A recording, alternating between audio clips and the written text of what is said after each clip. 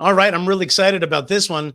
Dr. Phil had Mosab Hassan Yousef, the Green Prince, the son of Hamas, on his show with pro-Hamas folks as well. And I've been sent this video by everybody. So this is the hot video that everybody's talking about.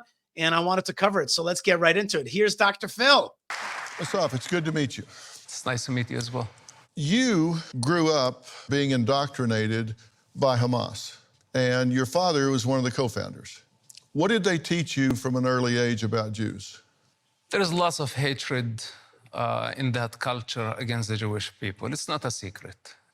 In fact, the Muslim belief system has a fundamental problem with the Jewish people. And their solution is what? First of all, we need to understand what is the problem.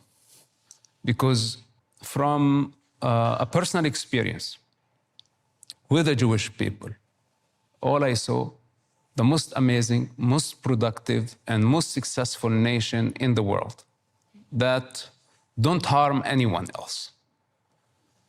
So why the Muslim people hate the Jewish people? They don't have a reason except the ideological reason.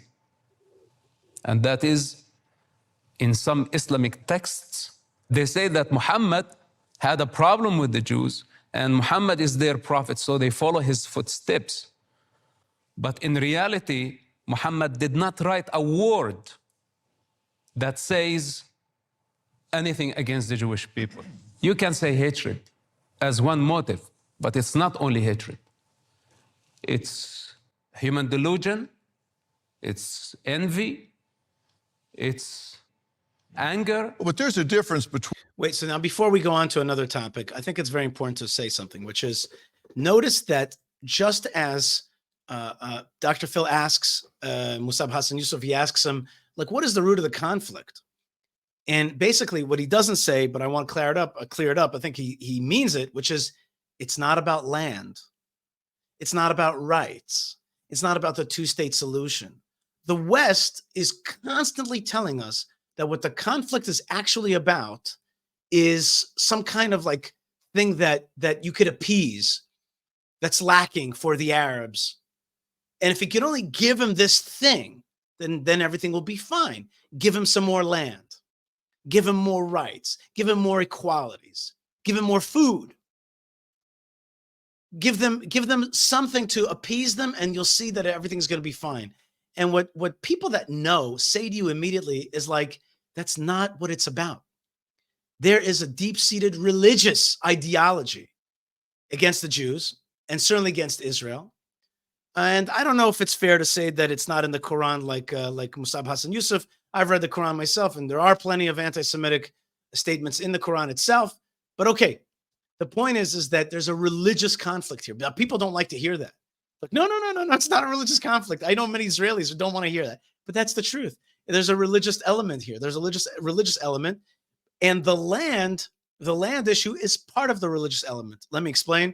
For Islam, once they've conquered a piece of land, they're never allowed to relinquish it. And when they do, you have to fight to relinquish it from those who took it away from you. And so Israel, i.e. Palestine, i.e. Israel, is exactly that landmass. It's very frustrating for Islam writ large. And of course, I'm generalizing, but the generalities are true here. It's very hard for them to swallow a shiny Israel in the middle of their region. They're not supposed to have a shining, successful Israel in their region, and certainly a different religion, Judaism, succeeding where Islam has already conquered. But the point is when a person like Dr. Phil asks, like, what's the root of the conflict? So Mosab Hassan Yousef doesn't say, well, it's land. If you would only give back, part of Palestine. No. If you would only, give them rights and equalities. No. If you only give them the right to vote. No, it's not what it's about at all. It's about a religious doctrine against the Jews and against the idea of an Israel in the middle of the Islamic region. Let's keep going. Between hating someone and deciding that you need to wipe them off the face of the earth. And when I look at what happened on October 7th, that's more than just hating. What's that about? There is lots of violence. And what Hamas did on October 7th was an attempt for ethnic cleansing In fact, they succeeded in ethnically cleanse close to 20 Jewish communities. And this shows you their intention. You know, they want to dominate. This was a holy mission. It's a holy war. In Islam, to kill for Allah is a way of worship. This is the stuff that nobody... To kill for Allah is a way of worship. So clear. Holy war, jihadism, and ethnic cleansing of the parts of Israel that they were able to attack, with the broader ideology of wanting to ethnically cleanse Israel in toto, to get rid of Israel. Why is this so hard to understand? It's really so simple. It baffles the mind that people cannot understand what Hamas and their ilk really want. They want to get rid of Israel. Why can we make it simple? They want to get rid of Israel. They want to get rid of Israel. And so they attacked us. They were able to get rid of Israel in some parts. They were able to show their supremacy and their strength. Now, with the help of the international community, they'll stay alive, declare victory, and continue the fight to liberate so-called Palestine of all of Israel. Very simple. likes to talk about. Let's take a look at what you're describing in what some of these kids are trained to do at a very young age. In Gaza and the West Bank, nearly 10,000 teachers and school administrators employed by UNRWA belong to Hamas-dominated unions, which call for the destruction of Israel. UNRWA is financing school curriculums that glorify terror and suicide bombing. Children are being inoculated with the belief that any and all means possible must be used to reclaim Palestine. UNRWA students openly... Very important to take a pause here to notice that it was not just boy fighters, it's girl fighters. And that's very important to take a moment to pause on that and to reflect on that, because they're training a society. Those women are probably not going to be terrorists and fighters. They're going to be the moms that give birth, that have a household that's pro-terror, and give birth to children that they're going to raise to be pro-terror, i.e. pro-jihad, anti-Israel. That's very important to understand that there's a societal battle that UNRWA, Hamas are trying to fight against Israel. Parade in the streets and call for Israel's destruction.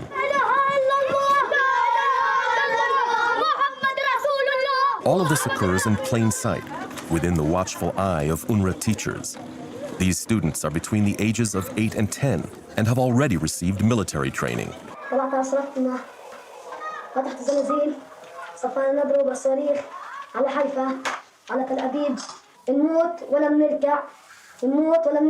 فلسطين عربية من المي للمية. من مية el maya, from the water to the water, from the river to the sea. Min maya el maya. I like that. I like that. We should use that for Israel. Min maya el maya. I like that. I'm going to use that. هذا نرمى على اليهود حجار ونذبح اليهود. Idbach el Yehud, slaughter the Jews. That is a refrain that you heard already in the 20s by the followers of Hajj Amin al-Husseini, and they're teaching that to children. And I want to stop here and just take a pause and say, Dr. Phil, thank you so much for bringing this truth out. This is the videos that people don't see. This is the truth of what jihadism is for. And I just want to really salute Dr. Phil and say, thank you for just bringing the truth out into this world. نقتل اليهود وندافع عن وطننا. لو شو ما يصير يصير مش راح يصير سلام. راح ناخذ حقنا والله ينتقم منهم إن شاء الله يموتوا كلهم. These are children. These are children who are saying, Inshallah, with the help of God, all the Jews will die. These children are victims of brainwashing, of teaching of hate. And that is the society that's being created around us. Take a second to think what it's like to be an Israeli, to live with these people being trained for that around them. So awful that this is the reality of jihadism. This is the cynical usage of children's minds to turn them into weapons of war against Israel. And parents, if their child is killed in the service of that, that's a good thing. It's encouraged in that society. And your father was fine if you got killed in that service. Well, this is practically what he did in real life. When he had to choose between the cause and his own son, who saved his own life. In fact, I sacrificed everything to save his life. And my reward was to be disowned, shunned, and he publicly stated that my blood is allowed. It's important to understand Mosab Hassan Yousef is the son of Sheikh Ahmed Yousef, one of the co-founders of Hamas. I mean, the courage of this guy, and I want to tell you both these men right now, tremendous courage. Mosab Hassan Yousef and Dr. Phil for bringing this truth out and sitting there. And you know what? Don't even doubt for a second that this is dangerous to both these men's lives. That was some 12 years ago, 12 years before I disowned him. Well, next, what Mossab says students protesting for Palestine need to know that just might surprise them. But first, as we go to break, more shocking words from the mouths of young Palestinians.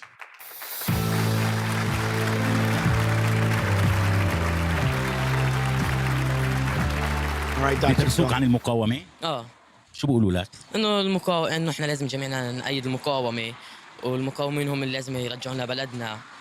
وهيك واللي بيتاخذ بالقوة بيرجع شغل بالقوة. انا بقرا اليهود I hate the Jews. بيعلمونا بالمدرسة انهم ارهابيين. Jews are terrorists. انهم هدول مش مناح وهدول بقتلوا قاعدين بشبابنا. اذا بطعن I'm ready to stab a Jew. الدهس. That's what they're Student teaching these kids. organizations' reactions to the Hamas attack revealed a disturbing degree of ivy-covered intellectual rot. Americans nationwide have been appalled and shocked. The leadership of these supposedly highly sophisticated schools are so busy virtue signaling that words are violence, but violence, horrific, inhumane violence, is social justice, that they have forgotten it is their job to teach their students to think and to test reality. I was absolutely... So let's just take a pause here and just realize what Dr. Phil is saying. He's shown us what children are being taught, Arab children. He's shown us the horrific scale of the attack.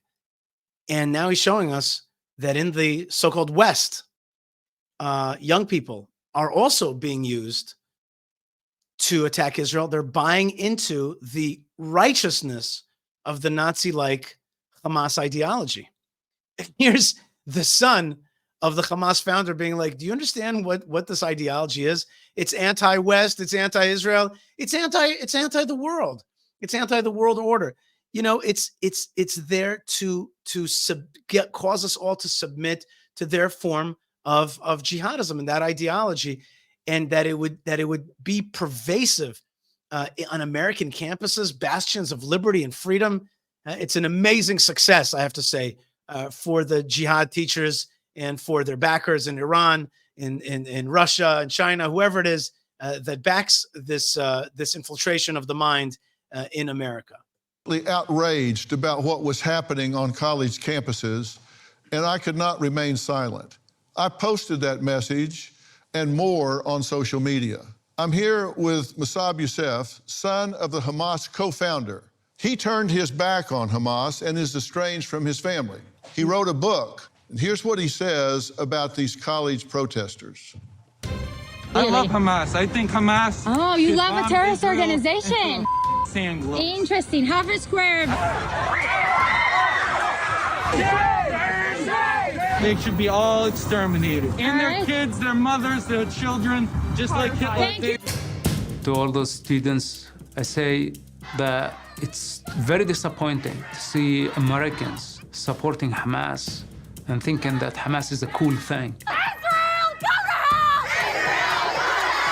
While Hamas does not respect any of those followers, while those followers don't know that Hamas would torture them and massacre them with no mercy. They call them useful idiots. They don't know that Hamas is a dark, black hole. You guys are Nazis. You're the one killing Jews. Genocide.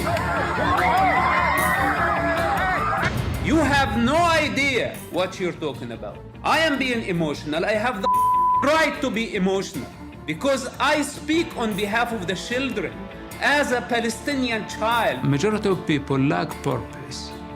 They want a cause. And without a cause, they don't exist. You say that they're looked at by Hamas and the Palestinians as useful idiots. What do you mean by that? I spent lots of time in Hamas prisons with other Hamas leaders and Hamas members from different districts. Then, most importantly, I worked with the Israeli intelligence, and I had the honor to be a part of the counterterrorism unit. And I was born there and part of that culture, part of that religion. And I barely understood this monster. That's why I described it as a black hole. Then some people hear about Hamas, or they see an avatar of a Hamas fighter carrying a rifle, a freedom fighter, and they think it's a fancy idea, you know, to support such a monster. This is why I call them idiots, absolutely idiots, because they don't know what they are supporting. They are supporting a monster that... Now, that you might call them idiots, but you also have to respect the fact that they have managed to make jihadism, liberation of Palestine, cool. And that has been maybe they're idiots, the ones that have fallen into it. But there's something amazing about what they've accomplished. They have made the destruction of Israel, the liberation of Palestine, the Islamicism cool. It's cool right now. It's part of liberation theology, liberation ideology. It fits right into post-colonialism, anti-colonialism, wordage, verbiage. They've managed to tweak it. And I have to say, we have not. The pro-Israel camp has not managed to make Israel cool. We have managed to make it not cool over the years. And we're going to have to talk about it at a different time. But the point is that, you know, saying the word idiots is an easy pass. We've got to analyze how that they have been so successful. What has been their amazing grip on the young people of America and Harvard?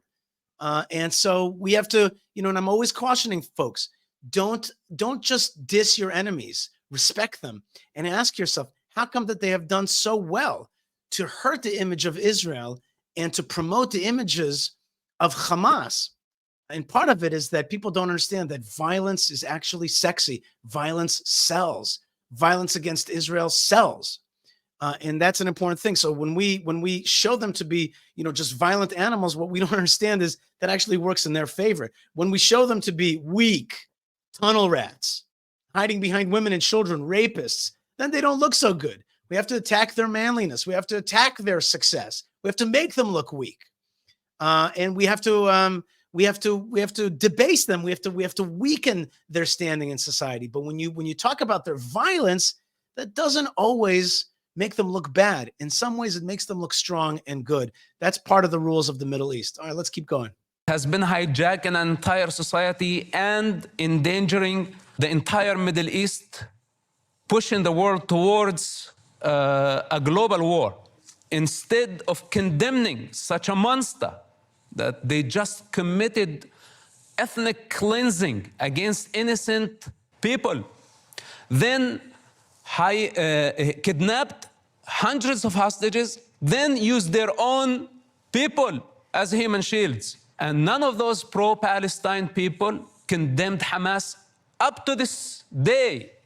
How long would it take them to realize that this is not only enemy of Israel, it's enemy of civilization?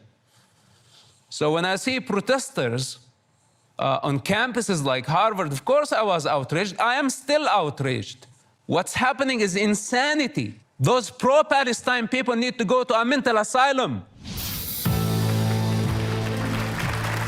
Again, it's not enough for me when we talk about, you know, the pro-Palestine folks going to a mental asylum.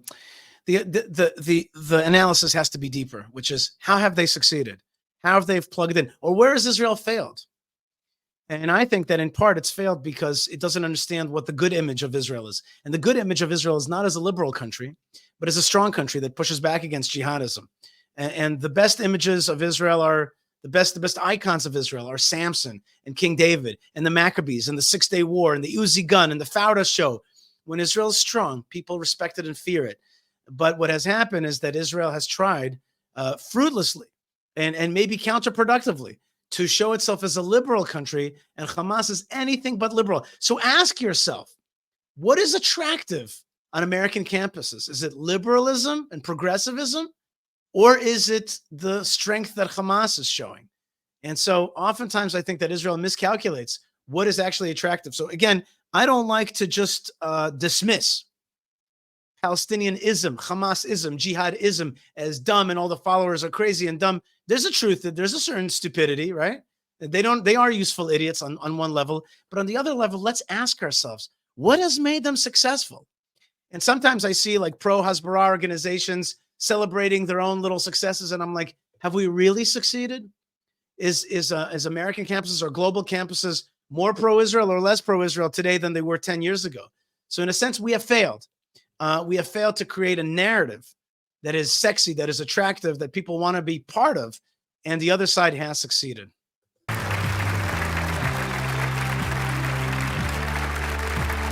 I was indoctrinated to hate a lot of people. First and foremost, I was taught to hate myself. I was taught to hate Jewish people, that they are the enemies of Allah, and that the worst possible thing in the world to be is a Jew.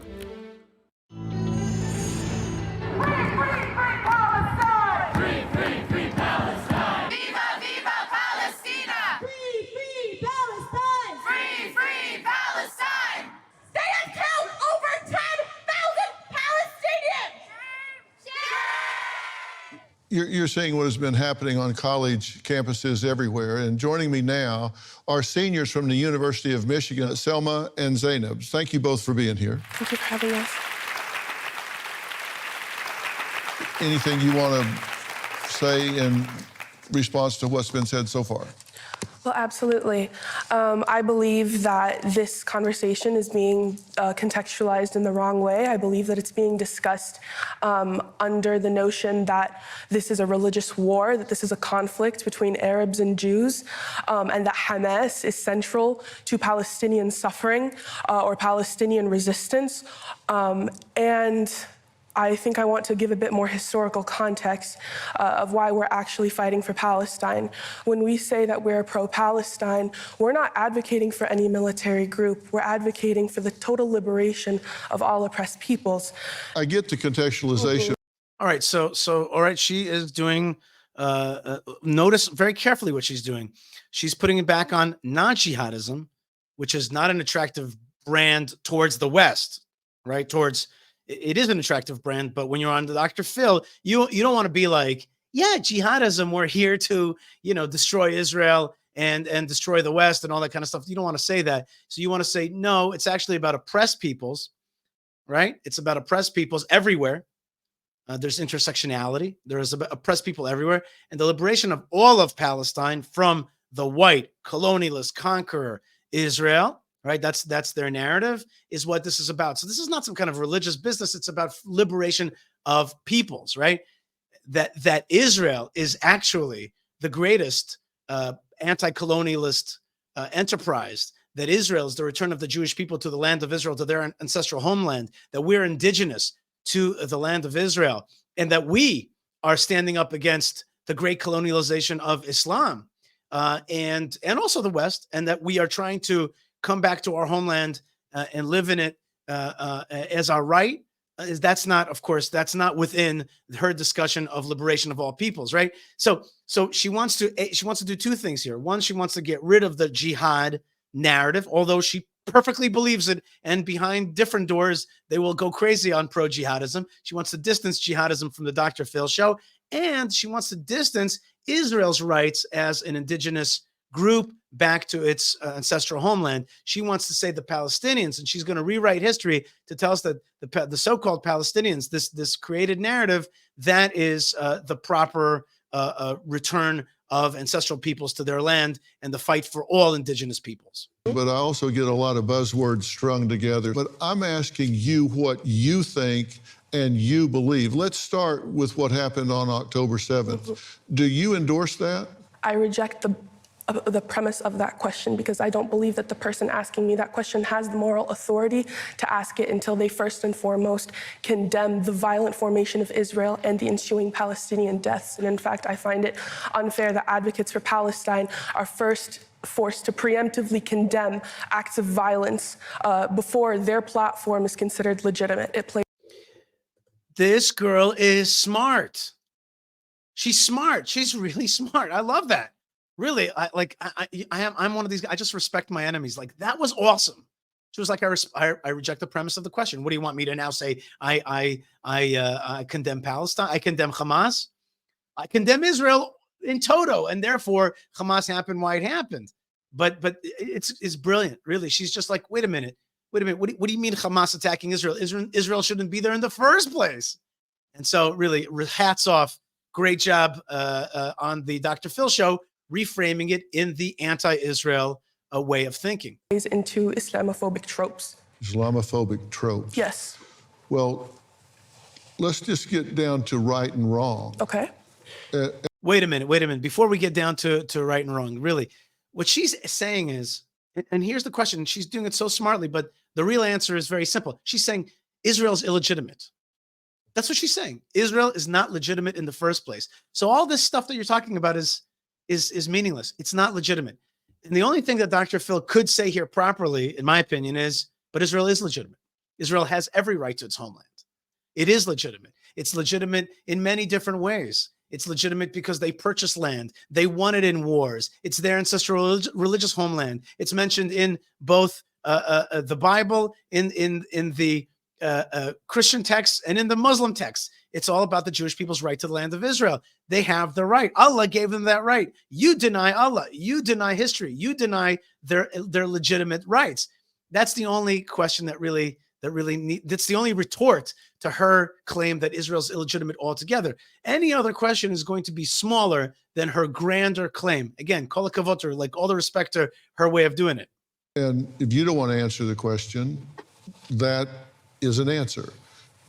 Do you condemn what happened on October 7th? Of course, we do not justify murdering any innocent civilians. But again, the framework of the question makes it seem as if the situation is the result only because of October 7th, when there have been several massacres for decades leading up to this. So when we have been the recipients of that violence and we are first asked to condemn violence, I find that there's a sense of hypocrisy in those questions when our suffering is not being recognized.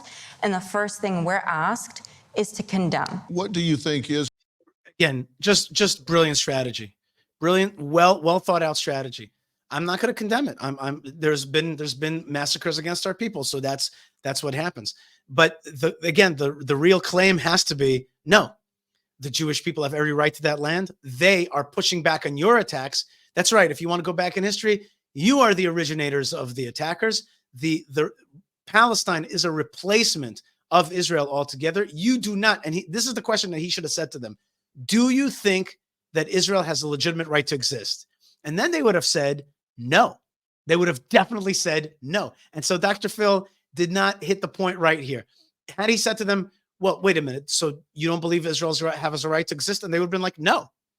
And of course, that would have been a major revelation to a lot of people, which is that these people see no right for the Jewish people to live in the land of Israel, or to have a Jewish state in the land of Israel. They could probably live in the land of Israel as Dehimis, as second-class citizens under control of Islam. But he did not hit that right and went more on the question of, will you condemn October 7th? But he didn't get the answer that he wanted. Israel was going to do when Hamas cuts a hole in the fence and comes over the top and kills 1,300 people. What did you think they should have done? I think they have every right to go in combat with Hamas, but I don't think they have the right for 92% of the death count to be civilians. If they burn an infant in a crib, do you see that as a moral equivalent to a collateral death from a bomb being dropped as an act of war? They have explicitly targeted civilian areas that have been marked as civilian areas. Israel has the registry for every person in Gaza. And if that's where the enemy is hiding, do they have a right to attack them? No, they do not have the right to kill. There are some things that are just fundamental human decency. And when I ask you if what happened on October 7th is something you condemn, and you say, well, you have to look at that by looking at hundreds of years of conflict. No, you don't. No, you don't. That's either right or it's wrong, and it was wrong, and I don't need 100 years of conflict to know it was wrong. The fact of the matter is that Hamas, yes, did take innocent life. Why did Hamas take away innocent life? Why was Hamas platformed? Why was Hamas funded? Why is Hamas empowered to take away innocent life? Let me tell you something. When somebody comes over a fence and goes into someone's house and burns their infant in its crib, I don't give a damn why they did it. It's wrong. So yeah, I think that Dr. Phil did not. I think so far in this whole show, it's been a brilliant expose of what the jihad is. But here in this point, to try to tweak it and to try to get it right for them to answer that specific question of do they condemn, I think that they did a good job, the other side. And I think that he didn't get to the heart of it. And the heart of it should have been, do you think that Israel is legitimate? Do you think that Islam should conquer the world? Do you believe in the jihad, the global jihad ideology? And I think he would have gotten much more interesting answers. In this case, to try to pin them to say this thing, and they didn't say it. Okay, so they didn't say it. So yeah, they're pro. Yes, they are pro Hamas. Yes, they are pro the jihad that happened. But I don't think he scored a big point here. Read it, that the charter of Hamas is to eliminate the Jewish race, beginning with Israel, but not stopping with Israel, wiping them off the face of the earth. Is that true? This is true, but it does not end there. Now we have the problem with the pro-Palestine who are actually giving Hamas cover. They are participants in the crime. In fact, since October 7, I personally don't differentiate between Hamas and what's so-called Palestinians. Because actually there is no Palestinians. There are tribes. There is the tribe of Hamas, and there is the tribe of the Islamic Jihad, and there is the tribe of Khalil, and there is the tribe of Nablus. And each one has different interests, and all of them. By the way, Khalil is the other name for Hebron, and that's where my studios are right now. I'm broadcasting to you from the Hebron studios, and Nablus is the name for Shechem, which is in Samaria, which is kind of north of Jerusalem. And these are very ancient biblical towns.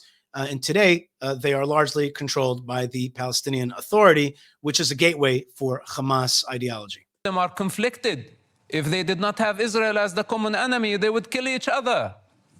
This is the reality of what's so-called Palestine. Rhetoric? You don't know what Palestine is. Actually, in fact, the keffiyeh that you are wearing, this is just a statement to show that you really lack the authenticity to represent the case.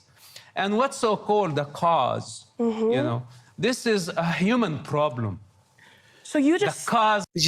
I can so feel the pain of Mosab Hassan Yousef looking at these girls dressed in this kind of like getup, and he's like, and you could just see it from inside. Like, you don't understand. Like, his eyes have seen the torture of people, of Arabs.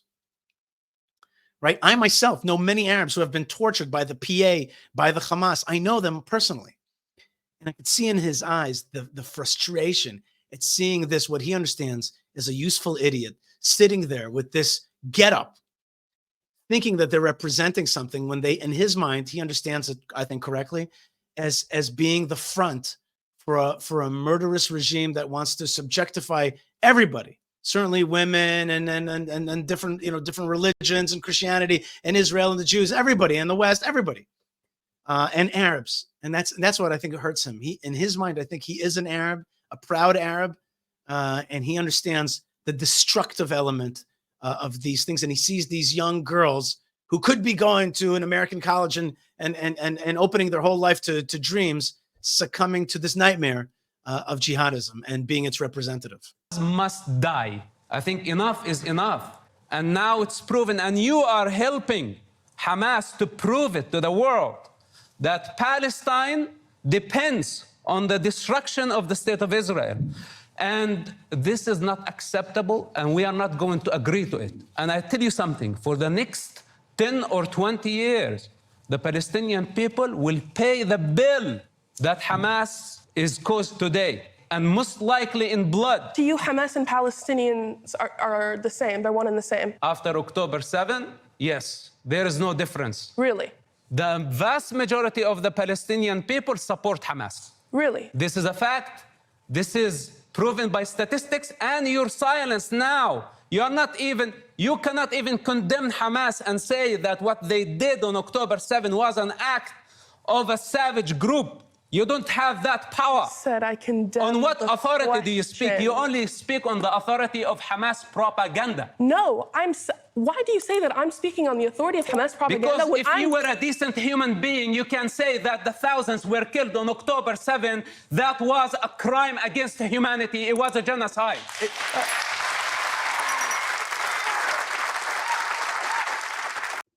All right, so he's striking hard. Mosab Hassan Yousef is striking hard against these people, and I think though the smaller question of October the 7th is not sufficient, because I think he should have asked them again, which is, what do you believe? What do you believe vis-a-vis Israel? Do you believe that Israel is legitimate? The answer would have been no. Do you believe that Islam should take over the world? And the deep answer is yes. But he did strike them very much at their legitimacy, and as I said before, their getup. And I want to, I think that there were some questions left unanswered about the rights of Israel, about the rights, not just about October 7th, but the rights of the Jewish people in the land of Israel. The right of the Jewish people in the land of Israel, historically, indigenously, legally, religiously, vis-a-vis texts that are both Jewish, Christian, Muslim. All those are true, and they should have challenged them on that. That being said, I must tell you that I am breathing a deep sigh, a deep breath of relief, because Dr. Phil and Mosab Hassan Yousef came out with this truth bomb into the media and showed the truth, the face of Hamas, the face of jihadism, the face of brainwashing, the face of the will to eradicate Israel, which I think they should have made clear in this interview. That being said, really, I hats off to these men and their courage to tell the truth. And this courage should encourage all of us to speak truth out there. One of the great things that the Hamas has the power to do and the jihad has the power to do is to subdue us, to make us not say the truth out there, to make us afraid.